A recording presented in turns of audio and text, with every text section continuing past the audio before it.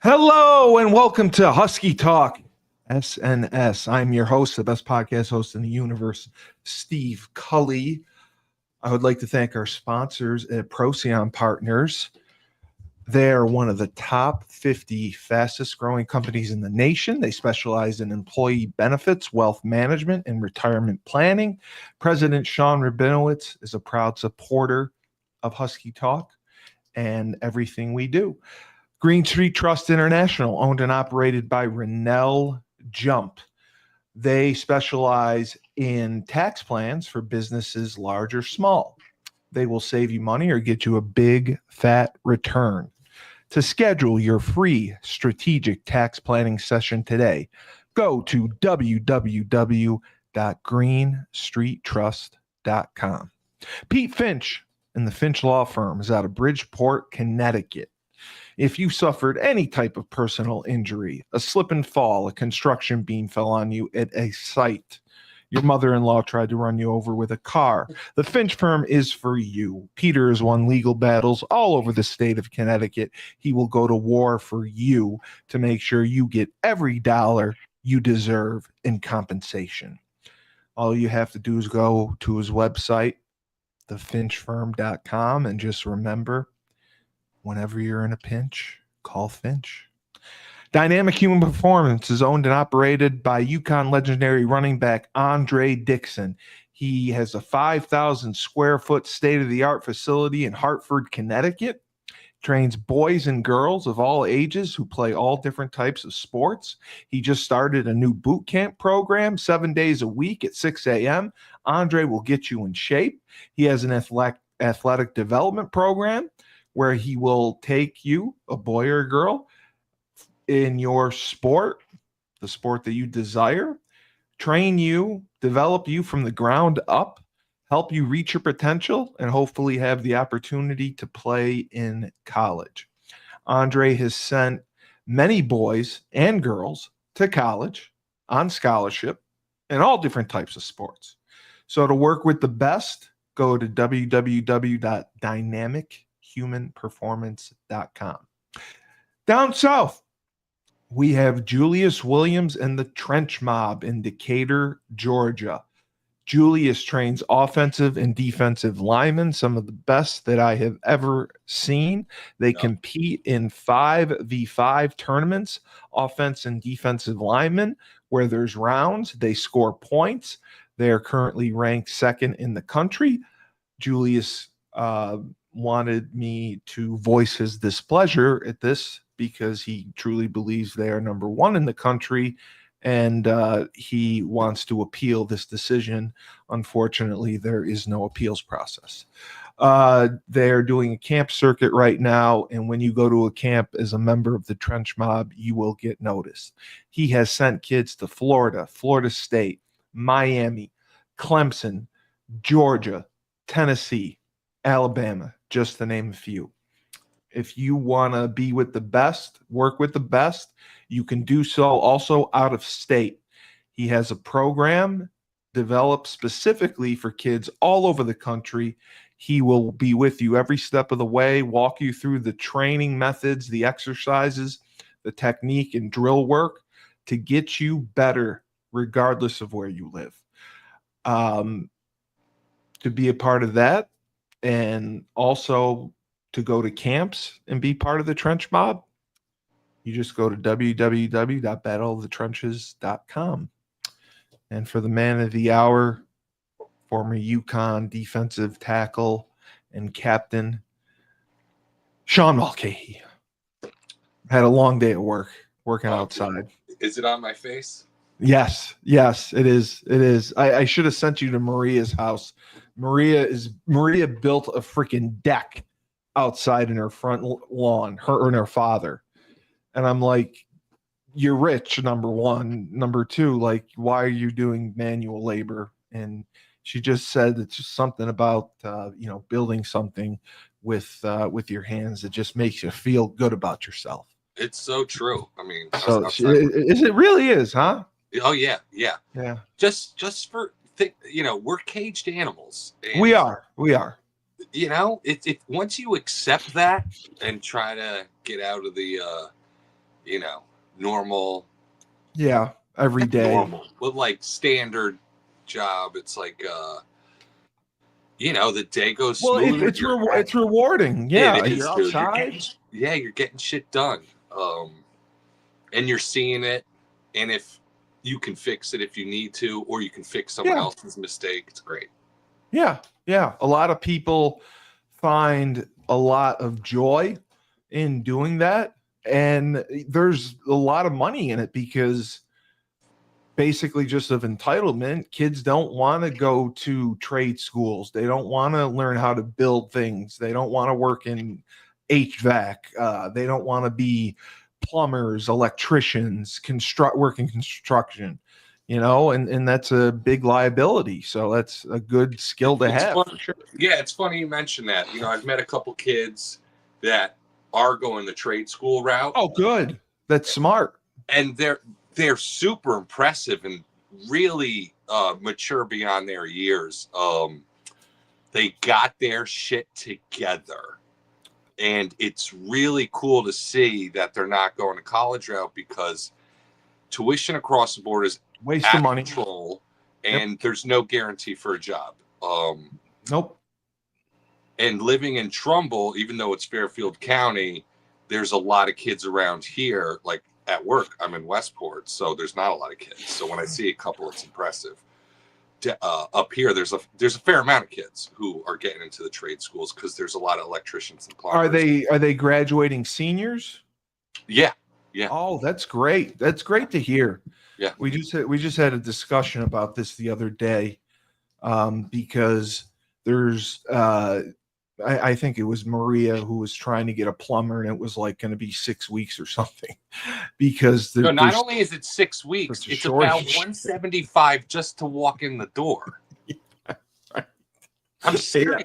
No, I know it is. She was telling me about it.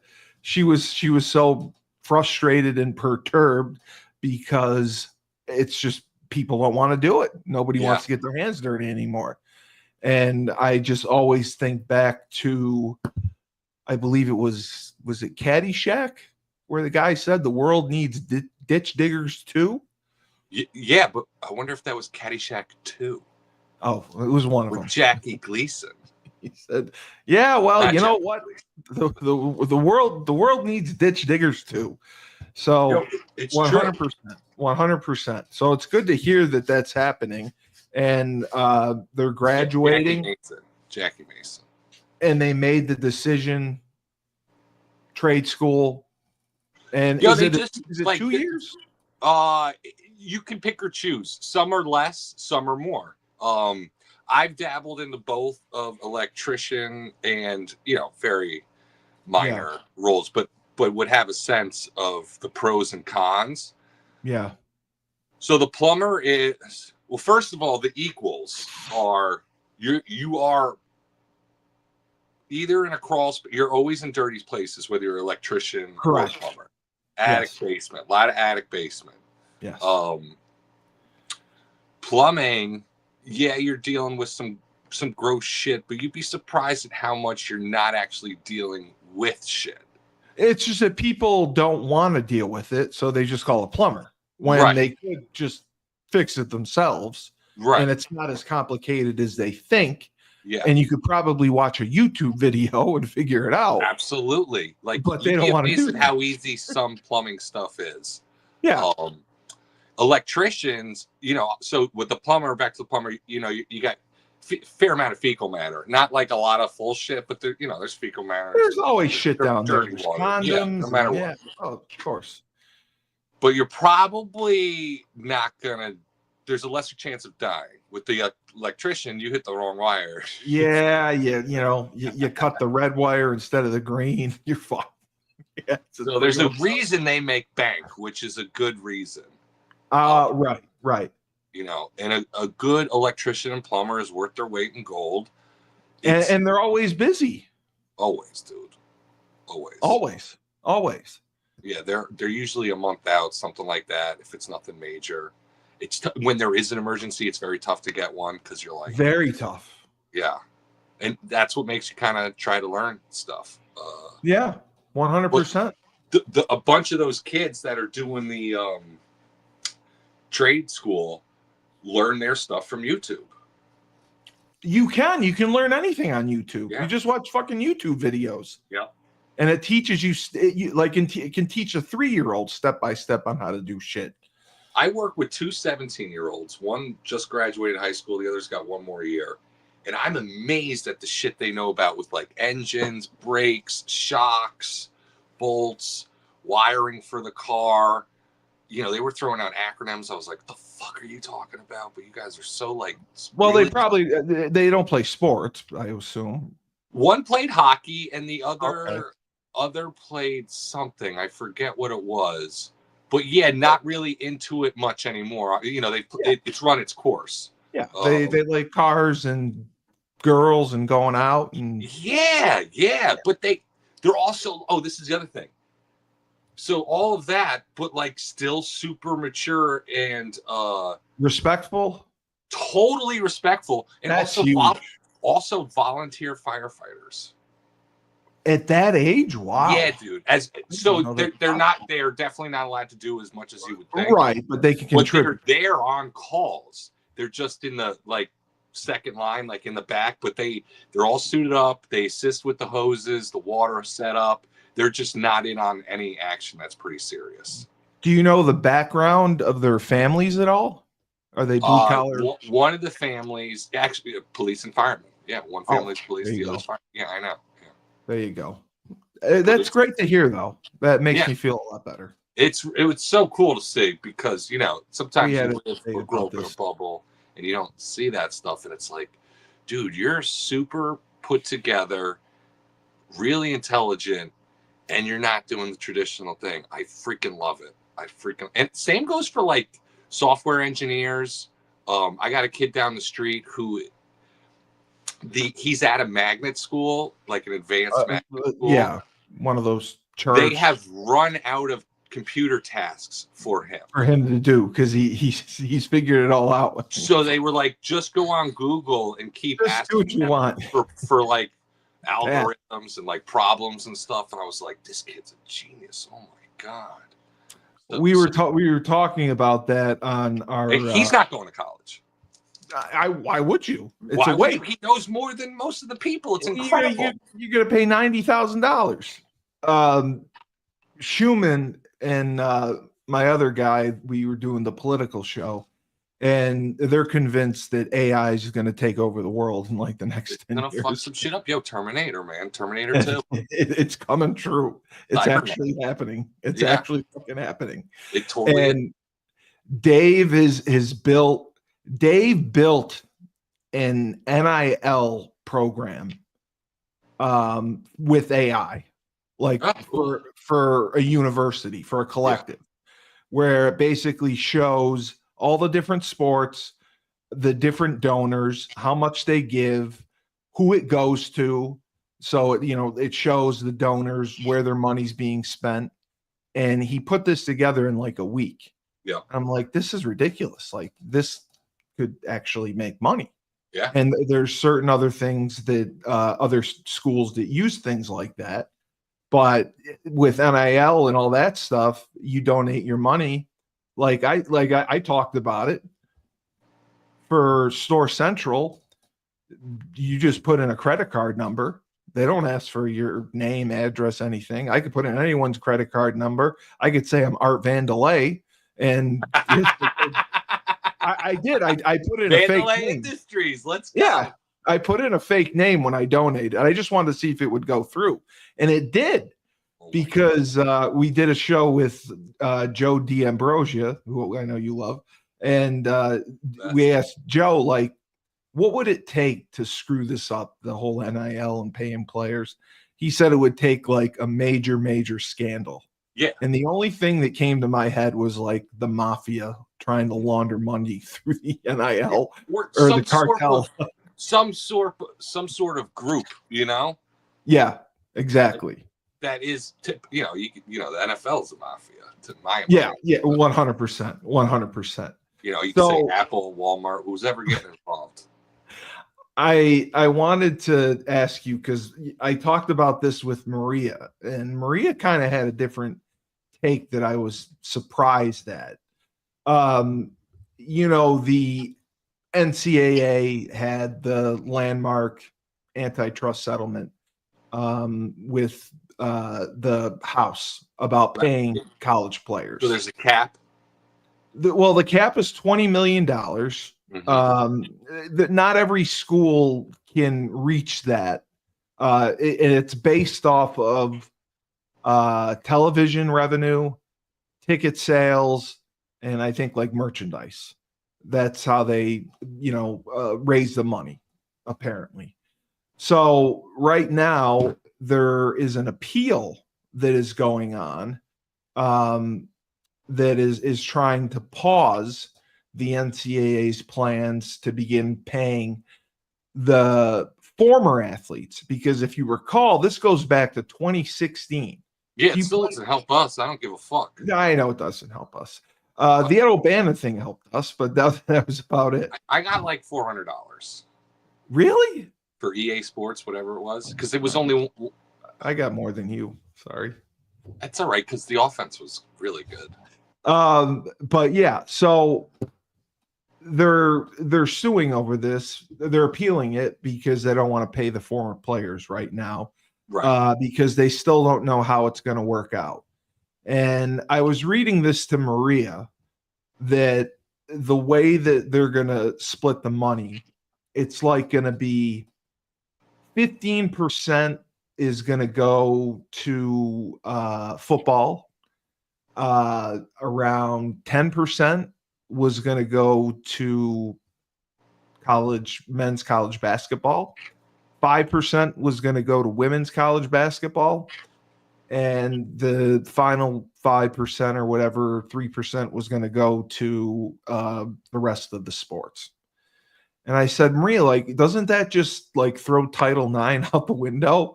Like, what everyone fought for 50 years ago, equality in sports. And Maria was just like, you know what? I work in sales. And the reality is everyone has the opportunity to get a sales job, but we all don't make the same amount of money. I make more money than anyone else because I sell more than anyone else. And right now, football generates the most revenue in college sports as far as television contracts, as far as attendance, generates the most revenue. It should get the most money. But now you're talking the teams that can't even make the $20 million cap. They're going to end up having to apparently cut sports or go to club sports for some teams, for some of the ones that are non-revenue.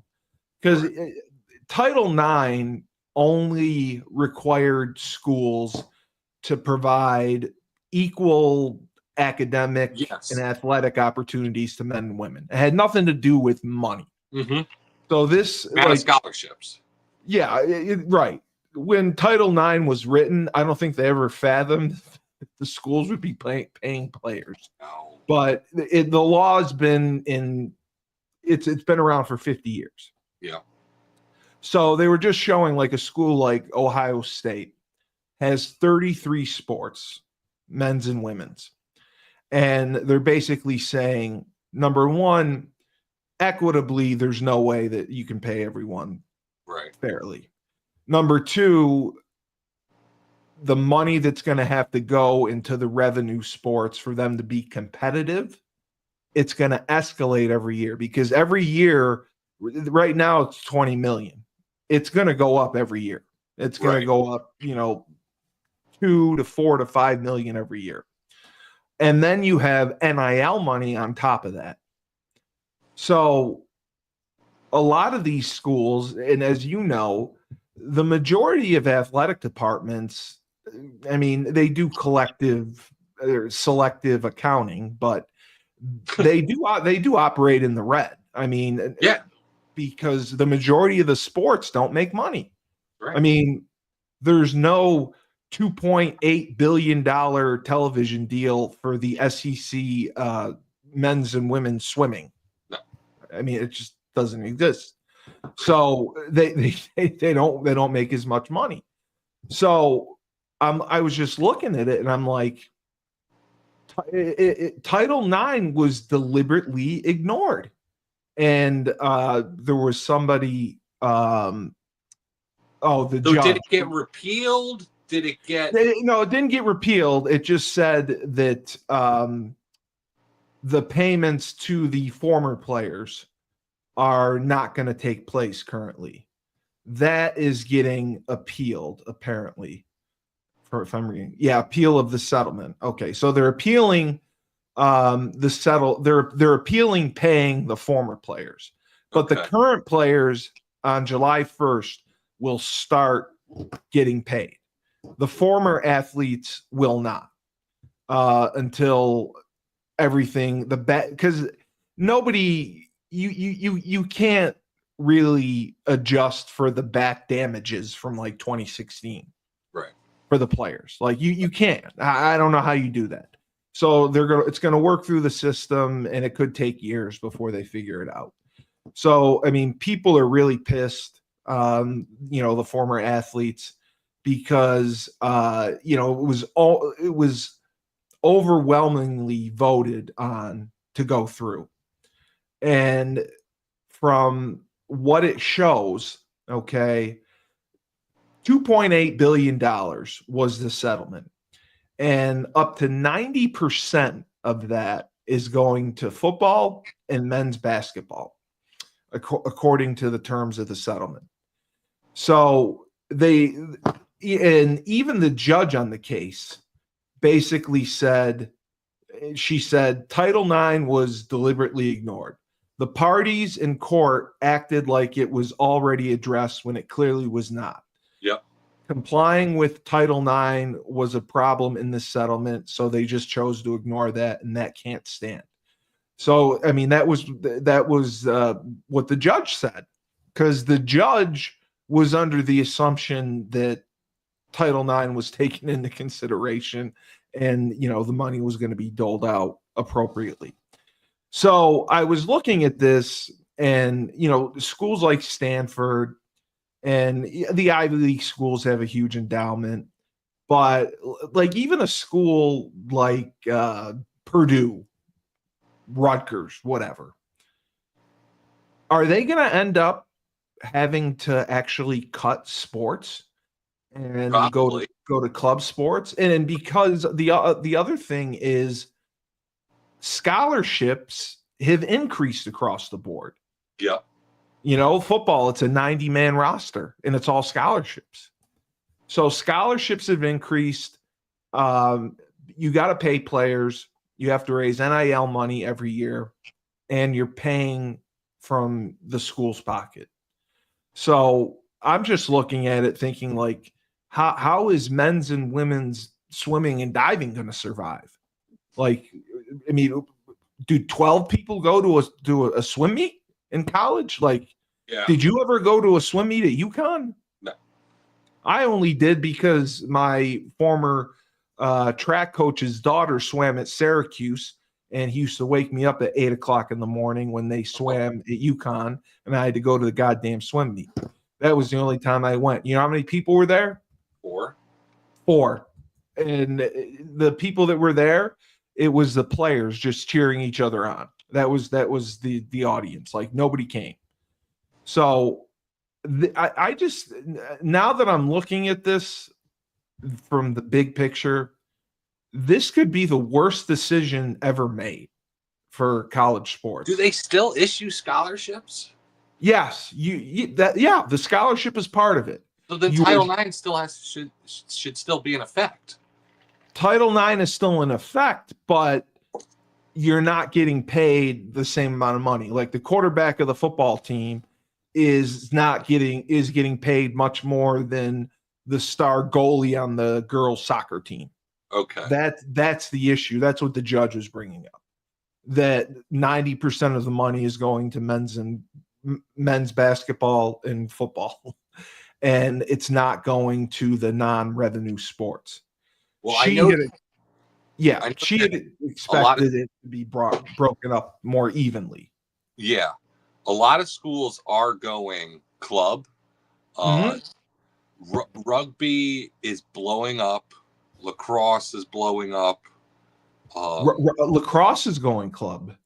Well, yeah, a lot of schools are doing it because, but also they might actually be able to maintain certain amount of lacrosse teams because it's not a gigantic roster. It's not like like a basketball roster or there's not as many great teams. You're right.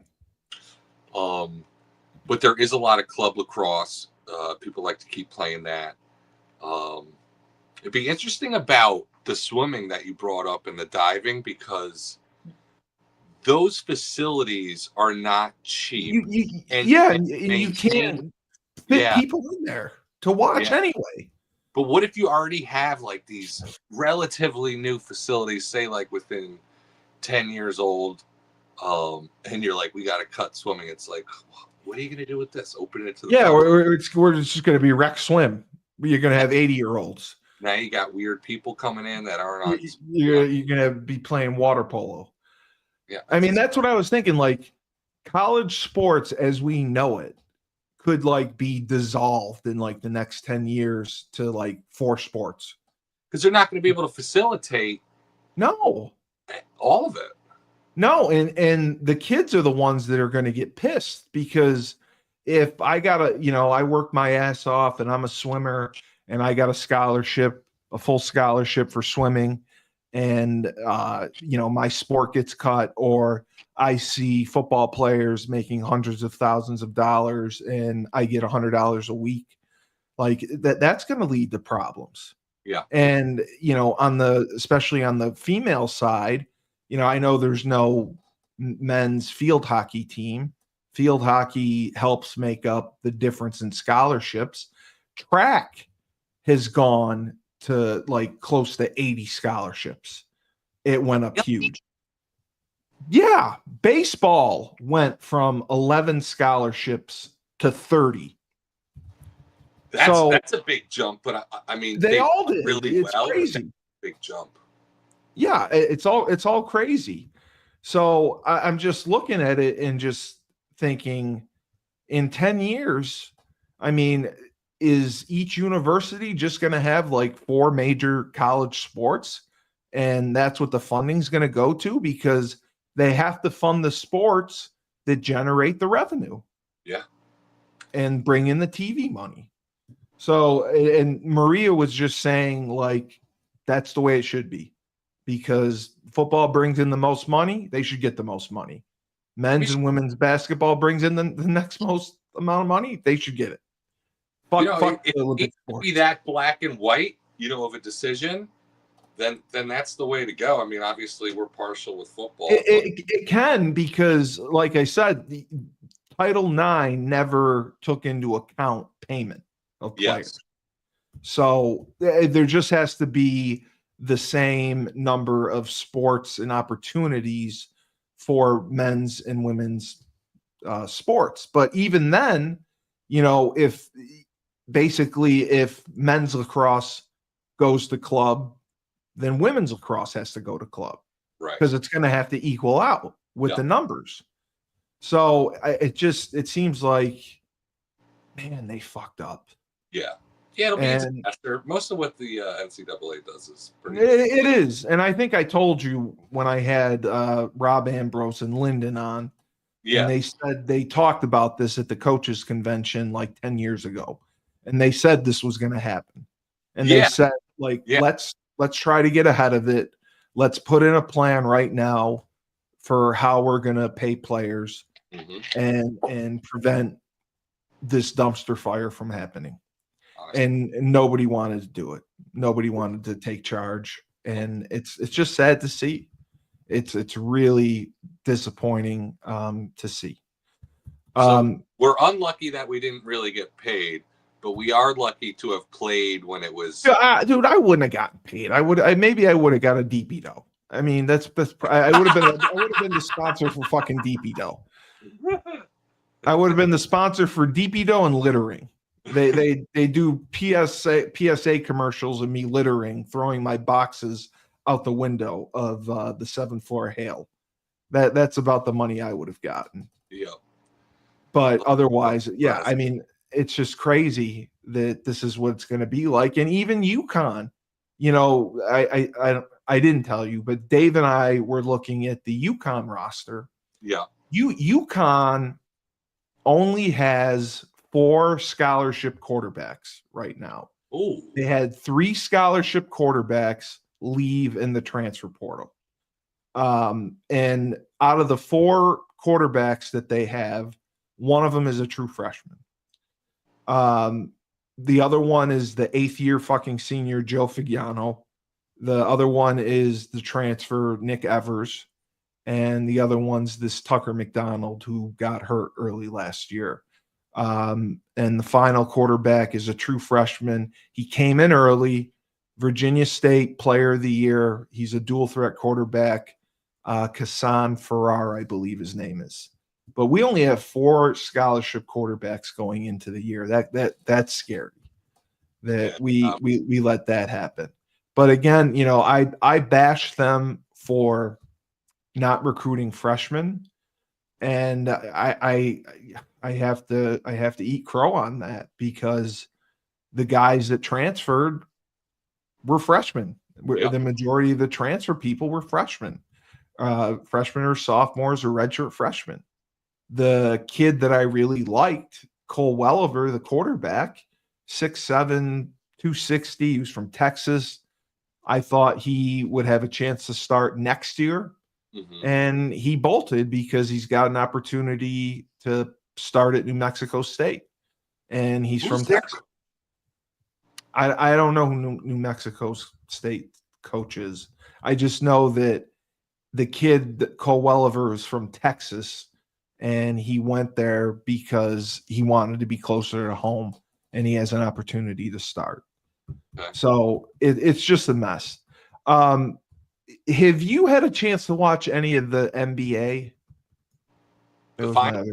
Yes. A little bit. Okay. So I just wanted to get your thoughts because I don't know basketball, but the Knicks firing their coach. Yeah. That didn't seem to make a lot of sense to me. I know that they've been awful for this decade this century probably. They made the playoff. They won a playoff series each of the last 3 years. They made the Eastern Conference Finals this year, and they fired their coach. And I just don't get that. I heard that Tom Thibodeau is kind of a dick, maybe, but like I could understand firing your coach, but who's waiting in the wings that's going to be better than him? And that's what I was trying to find out. It's a bad job. It's a bad job. Their plan, if you want to call it that, is not good. The people, they've already been denied 4 interviews. Yes, I saw that. They wouldn't let them interview their coaches. So it's like, are you effing serious right now? Like, did you not think this through? Like, we're going to fire our coach, but we don't have a plan. We're just going to fire him, and whatever happens, happens. It's like, you got to be kidding me. And then, you didn't even know they were originally going to interview these 4 coaches already on teams. And then they're like, we're going to interview them. And then it's like, well, what about the other interviews with the assistant coaches? It's just all out of order. I don't know what's going on here.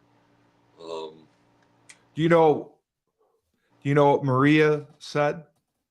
And I put it up as a reel because it angered a lot of people. Do you know who Maria believes may have a good chance at the Knicks job? Who? Dan Hurley. No. Yes. She said the Knicks have a young roster, which is what he would want to work with. LA would have been a very difficult situation because it was a veteran team that LeBron basically runs. The Knicks have a lot of young pieces in place. Hurley has been upfront saying that he wants to coach in the NBA. Really? Yeah, he has said that. Yes. And Maria believes that this could be the job for him. Wow. So that'd be such a bombshell, bro. wouldn't that? And Oh, that would suck. that would suck. And the other thing that was said, Schumann, we were looking at the UConn schedule. Schumann firmly believes that Moore is going to leave if he wins like 9 or 10 games. Yeah, I'm not surprised. He's done a great job. He really has. He has, and he came back from the dead. I mean, he was. I think he was out of college football at the time that we hired him. Yeah, he was fired from UCLA, right? Yep. Or was he in the NFL? I can't remember, but he came back from the dead, and he could be gone. Yep. And we don't have the money, because I was talking with Phil Hunt and Kevin Freeman about it, because I've been imploring them and Burton to bring on our podcast network, right? Because UConn started the UConn Athletic Fund, which never existed. So you can go on UConn's roster, you can click on Joe Figliano's name, and there's a $sign. And if you pay him $46, he'll give you a shout out. If you give him $46, he'll do a social media post for you. But that's how they're trying to, like, that to me looks absolutely ridiculous that's how they're trying to generate money. And now you can donate money on the UConnHuskies.com website. I see that. Yeah. So it just looks ghetto to me. Like that's how we're gonna do it. It's fugazi. It's really, like, come on. And I was talking to Burton as well, because Store Central is the NIL collective. Yeah. Where people pay $12 a month, but you're supposed to be getting insider information. You're supposed to be getting interviews. You're supposed to be getting content. There's nothing. There's nothing there. There's nothing that you can't find on Twitter. There's nothing that you can't find in the Current. I said, Mike, hire us. We will push Store Central to get membership. People like our content. I showed them the numbers, 1.3 million subscribers to Schumann's channel. We get 150 to 190 million views a month for our content. I said, you have what, 15,000 members at Store Central right now? I mean, how can you ignore these numbers to not bring that on? And like, we'll sell the shit out of Store Central. Yeah, or it's kind of like a, I don't know. It's like too easy. Maybe they don't want to be doing alumni favors. Maybe they're waiting for a bigger name. There's no bigger name. I mean, nobody does it. I mean, all the other schools do it. Like, all the other schools have content. Yeah. Yeah. All the other schools have podcasts and content on their website. Yes, exactly. Yes. For their sports. And that can generate revenue. I said, pay us month to month. Give us metrics, memberships, donations. And if we don't meet them, fire us. Right. But to not utilize the audience and the following we have is crazy. So that's what we talked about. And I don't know what they're going to do, but they're probably not going to do anything. But I did meet with I did a virtual networking group, and I met with a podcast lady. When she saw the numbers, she's like, you could be making an absolute fortune. Yeah. You have to get an agent and you have to have someone represent you because you can get national sponsors. When So when do you go up to UConn again? we're probably going to go in August. I Okay. think I'm going to do August. Yeah. I'm going to do August. She's going to try to get down and interview Randy. Yeah. Give And him then, yes, we will. We will make sure to do that. what? Funny? Yeah. Give it to him. Give it to him. And his balding son. Yeah. Yeah, we're probably going to do it in August. I said, guys, we have this documentary coming out. She's talking with Netflix. The university is behind it wholeheartedly. They rolled out the goddamn red carpet. You can use this for notoriety. You can use this to generate donations. You could have a goddamn showing at the student union or something. I mean, take advantage of these opportunities. Yeah, do something. Because if we don't, we're going to be fucked in 5 years. And that's what I believe. So I had wanted to ask you, I watched the documentary on Sherry Papini, Papini. Up here, I'm ready. I'm ready to talk. So she disappears, and they think it's based off of Gone Girl, which I never saw, which I have to see. I've seen it, and I got through half a sentence and was like, "Is this Gone Girl?" Yeah. So she doesn't pick up the kids from daycare. They find her phone with hair around it and her earbuds, and she's allegedly kidnapped. There's a massive search for her. She miraculously shows up Thanksgiving morning. She's 87 pounds. She's branded. She's beaten. She isn't giving FBI investigators good answers. Her behaviors are off. And, they don't really push it. And, she's just trying to forget about it and move on.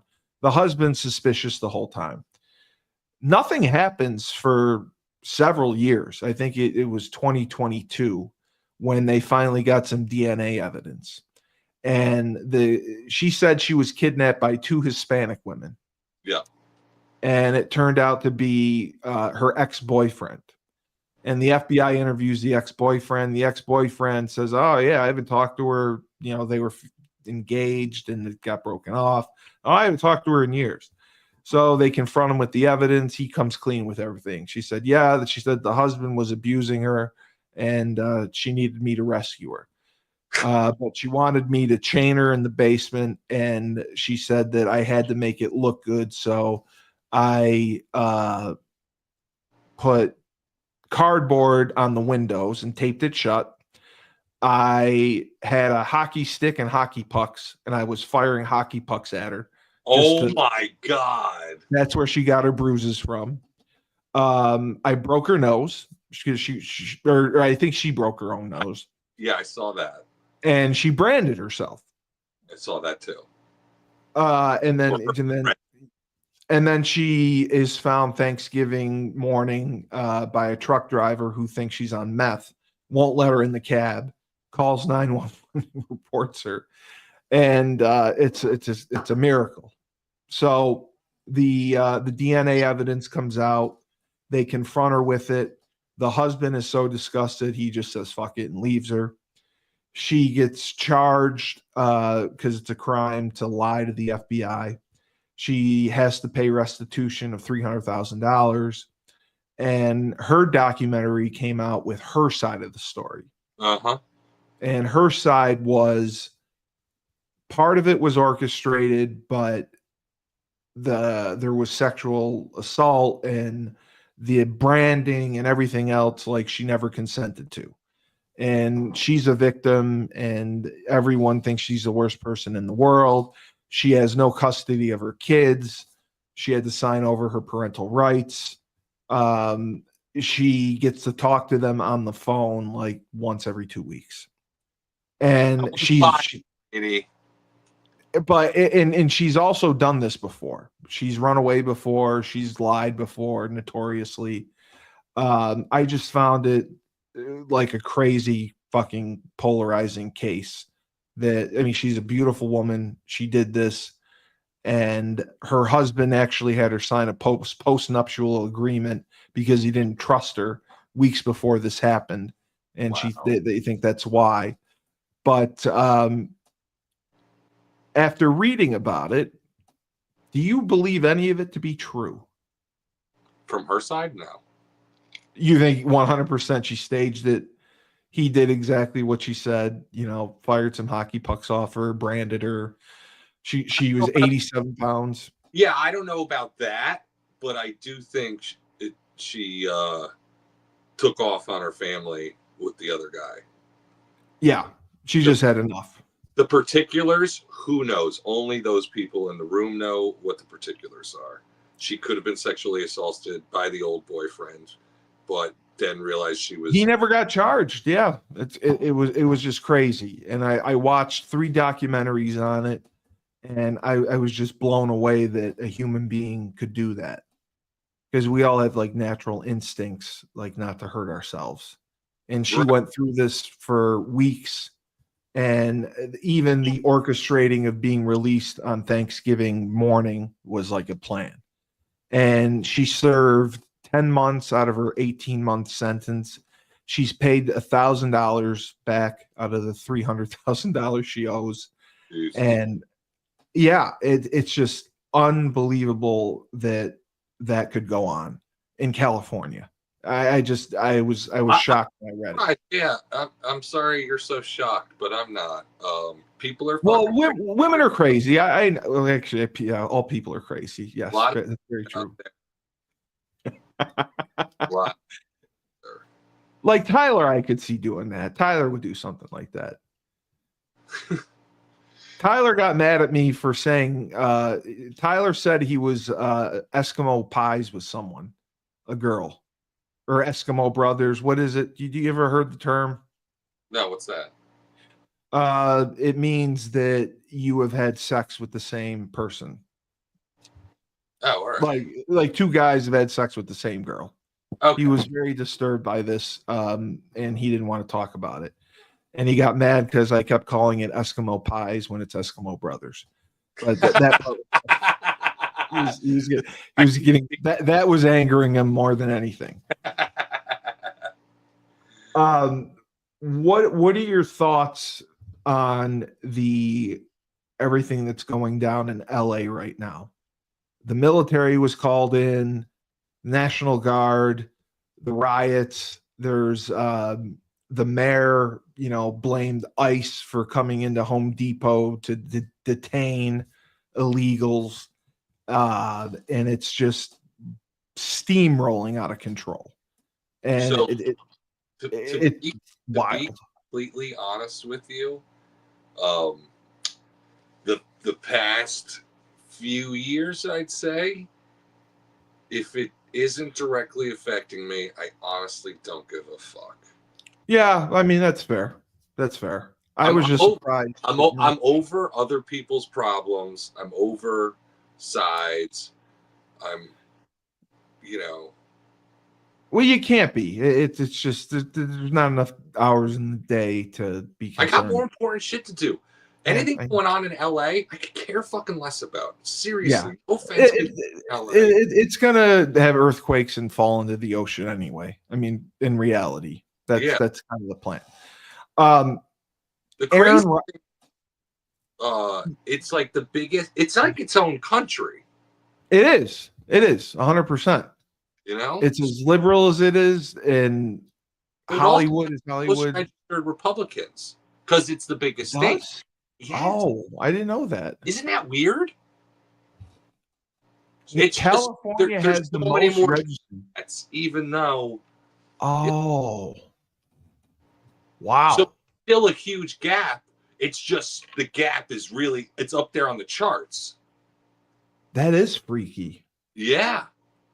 That is scary. I did not know that. But yeah, the state is. The Marines got called in, the National Guards got called in, and they're just blowing shit up and rioting. Yeah, I'm sure people died. I hope they gassed a few people. I don't know. It's just to do that in our own country. It's like we got enough problems. Like, really? Not only that, like, yeah, all right. So exactly, we got enough of problems. This is a total waste of time. The other thing too is like, whatever you're protesting, it was because ICE went into Home Depot and detained some illegals. That's what caused the whole thing. Be smart about it. Be like, you know, if I forgot, like, because they got to get permission to protest or go somewhere. Yeah, you got to get a permit. Yes. Yeah. Because I was gonna say, like, go somewhere else, but then that's illegal. But, like, you know, like, I'm just, don't egg them on. Yeah, that's like, exactly what happened. Don't instigate. Don't instigate. That's exactly what happened. People who had no involvement in it just sparked it, and it's been going on all week. And I was just blown away. Like, I can't believe that this would still happen in our own country. But I get it, because the divide is just further and further between the left and the right, and they're never going to come to like a consensus in the middle and like do what's best for the country. That just is disturbing. I worked with a woman, knew her well, and she made a great point. And she's about as liberal as it gets. She goes, must be nice to have all that free time to protest and do all that, anything that, yeah. We're not going to go to work. She goes, it must be nice to have all that free time. And I was like, that just sums up everything. That really does. You've nailed it so well. Because the rest of like reason why I don't care is because I don't have enough of time. Like, you have to be at work. Yeah, unreal. You're not going down the main street to protest? No, I didn't even go to the fucking Memorial Day parade. I didn't even go to the fireworks anymore. It's over. Go to the 4th of July fireworks. We didn't even celebrate my birthday this year. Like, we were like, yeah. It's all gone. It's all gone. I have time for this. It's so check this out too. Like, Maggie's away with the kids just for tonight. They all graduated their respective grades. Oh, okay, that's right. So they took them up to Foxwood because there's like this Great Wolf Lodge water park for the kids. Yes. So I'm here alone with the dogs, which is great. But I'm still just as busy. I had a daddy do list. I had my normal chores. And then I was like, I'm definitely doing this because it's fun. Yeah. And then everyone's like, you know, people I tell, they're like, what are you going to do tonight? You know, kids, no wife. And I was like, dude, by the time I'm done with the podcast, I want to go to bed. Take a shower, try and watch some TV with the dogs. And then, you know, I got to like flip over laundry. I still got to usually vacuum. Like there's stuff to put off, but I shouldn't put off. Yeah. And then I got to wake up for work. So I'm going to try and get to bed at a normal time. We'll see. Do you get up at 6? 7. You okay? So you're 7, and then you're there usually by 8. I'll say this, yeah. My wife gets up at 6. Okay, because she's So I like I'm still in and out, but like you know, I've been awoken at 6. Well, yeah, I can imagine. What time does she have to be in? Usually, like between 7:30. Oh, okay. Yeah. All right, that makes sense. And then I just wanted to get your thoughts because we had talked about it. Aaron Rodgers signing with the Steelers. How funny was that? Less than 24 hours after I was called it.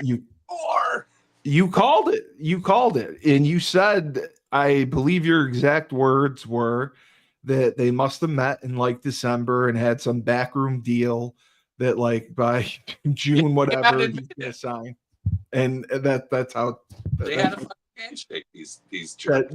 That's exactly what happened. And now he is expected to, at 40-something years old, to come in and be their savior, which he absolutely is not going to be, especially in the AFC North, which is a very tough physical division.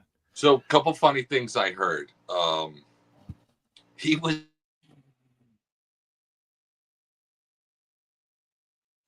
really.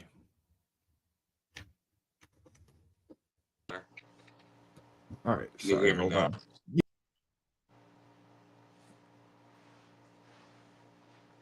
I got you. All right. So Pittsburgh, it was Pittsburgh's apparent fourth choice. They tried to get Matthew Stafford. Yes, I know that. They tried to get Justin Fields back. Yes, but they didn't want to pay him. Didn't want to pay him. They tried to get one other quarterback. I forget. It's escaping me. It wasn't Cousins. That was, I think Cousins is their fifth choice. Yeah. Yeah. There was another quarterback, but anyways, I was surprised to learn that. And no, it was Geno Smith. They didn't want to pay Geno Smith. Yeah. You're right. Yeah. And then I thought he said he was going to be number 12, but he's wearing number 8. Oh, he is? Yeah. And because of Bradshaw. That's right. Terry Bradshaw was 12. That's right. That's right. Terry Bradshaw despises him. He despises Rodgers. Yo, he thought it was ironically. I'm looking at the Steelers' schedule. I think they open with the Jets. Yeah, September 7th. Yes, they do. It's going to be hilarious. In New York. Yes. What did you say before that? I said Bradshaw hates. You got to look at Bradshaw's stats, dude. This guy's all atrocious. They're atrocious. Garbage. They're atrocious. They're absolutely terrible. Atrocious. I know he was a gamer and had an arm and all that stuff, but but if you look at it, terrible. Oh, he's like number 50 on the fucking list. I was giving Eli a hard time. I mean, this fucking Eli blows Bradshaw out of the water. Holy shit! Oh, Bradshaw's numbers are atrocious. Absolutely atrocious. The quarterbacks of the 70s and the 80s, it's sad. That's why Dan Fouts needs to get more recognition. Dan Fouts was ahead of his time. Yeah, he fucked shit up, man. If he had just won, he probably would have been okay. But Rodgers going to the Steelers, they signed obviously DK Metcalf as well as an older receiver instead of just bringing Pickens back. Do you the AFC North, if Cincinnati figures it out, which they should, Baltimore is going to be Baltimore.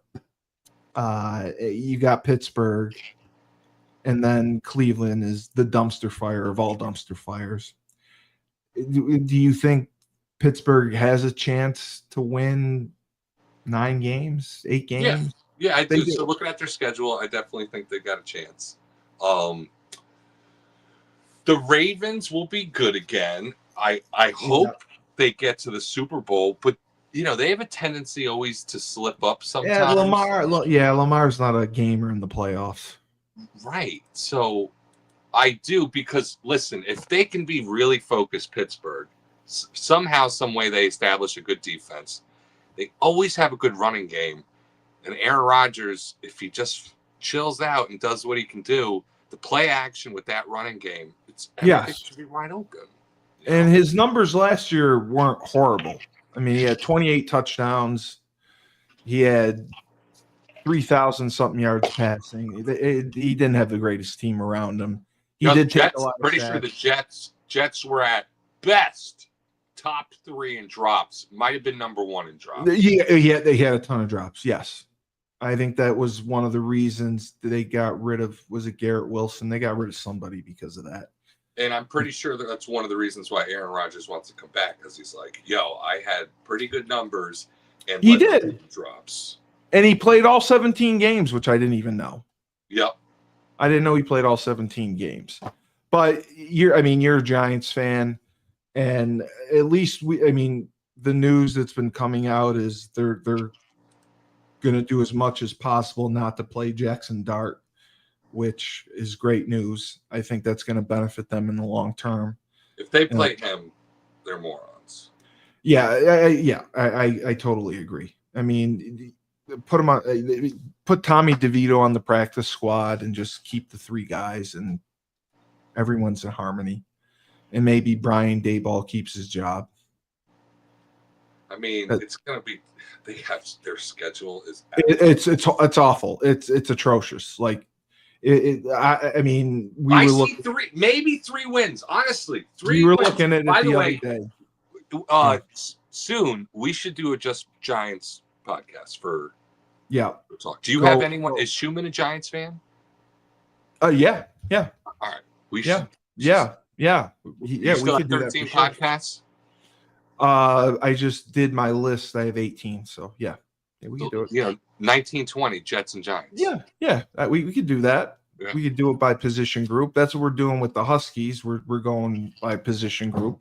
I mean, sadly, I know more about the Giants than the Huskies. I know that I shouldn't. There's not much to know about the Huskies. There really is. We got an 8th-year quarterback who's like 30. The transfer from Wisconsin, Evers, is all the transfers they brought in. I was looking at the list and it just made me. They're 3-year transfers. There's guys that have transferred 3 times. Oh my sometimes God. 4. There was a dude that couldn't play at Gardner-Webb and sat out the year to redshirt so he could transfer again, and he came to us. We have 2 players on our team from Gardner fucking Webb, a Division II. You know what they better have done the past 2 years or 18 months, whatever it's been? They better have been in a facility working their freaking asses off. It just terrifies me. We'll see. Well, I think I like Joe Figiano. I think he's going to be fine. Yeah, I'm fine with him. But like we have good running backs. They need more QBs in camp. No, they do. That's what scares me. I mean, 4 arms in camp, you're going to wear down fast. They have very good running backs. They got Skylar Bell back at receiver. They got a couple good transfers. I think the Ramello Murphy's going to be all right. Shamar Porter's pretty good. They got Chris Parker, the transfer from Central Michigan. But like I said, I think the biggest difference is going to be the tight end grouping. I love their tight ends. I love Hansen. Hunnig is a good blocker, and I think Burton's kid is going to make a difference. That's what I was just going to say. I remember you had posted something about his son. He looks like I do. I just because he's an off the ball tight end, and when you have the ability to have different personnel groupings, when you're not all 11 personnel, when you can go some 12 and some 21, team defenses aren't built for 12 personnel teams and 21 personnel teams. There's no 4-3 teams anymore. Everyone runs a 4-2 with a nickel. That's just the reality of it. So that's why I'm hopeful. And the workout started, and hopefully they improve. But yeah, I'll plan to go up probably in August. And if you guys get a free Friday or whatever, I got to get you guys to the lake. Oh yeah. Yeah. If whatever you get in July, if you can get a Friday off in July, that's all you need is a Friday. You can leave Thursday after work. You get there Thursday night, and then you got at least Friday, Saturday, most of Sunday, and you can leave Sunday. Well, I could tell you this: it would definitely be the 2nd, 3rd, or 4th week in July. Oh, that's perfect. Yeah, wouldn't be the 4th. No. It wouldn't be the 4th. So you could do it if you could do it the week after the 4th. That's actually perfect because that's the biggest weekend in Utica. So what goes on there? The Boilermaker. It's one of the biggest road races around. So there's really not as many people up in Old Forge in that area on the lake, so I can fish and be at peace. The 2nd or 3rd weekend. Look at that. And then I'm going to try to talk Uwe into coming, and I'm going to try Tyler. I'm going to try to talk Tyler not into coming. And then we'll be okay. How many do you sleep? Oh, we have 8 bedrooms. Nice. Yeah, it's perfect because you have 3 kids, right? Yeah. You'll be fine. You'll have a queen size bed, and then upstairs there's 2 rooms with 2 twin beds for kids. Nice. So it's a good setup. And then as long as you know how to grill, we'll be okay. Know how to grill well. And then we can go out to some dinners. It's a good time. So right, just check your calendar and check with the wife and see if she can get a Friday off, and then you guys can come on a Thursday night. Cool. All right. I just have to mention Ned Von Young, Fresh himself, the Fresh Fold Laundry Company, just outside of Chapel Hill, North Carolina. It's a high-end laundry service. You book online, you drop off your laundry. It's washed, dried, and folded for you in land speed records. You come and you pick it up. They have deals for college students. They have a subscription model, weekly or bi-weekly. Go to their website at freshfold-laundry.com. So for Sean Mulcahy, who has a quiet night off and will get a nice long shower and get into bed with the dogs and hopefully get some rest, I'm Steve Cully, the best podcast host in the universe. Remember, when life gives you lemons, don't make lemonade. Take 2 oranges, throw them right back at life.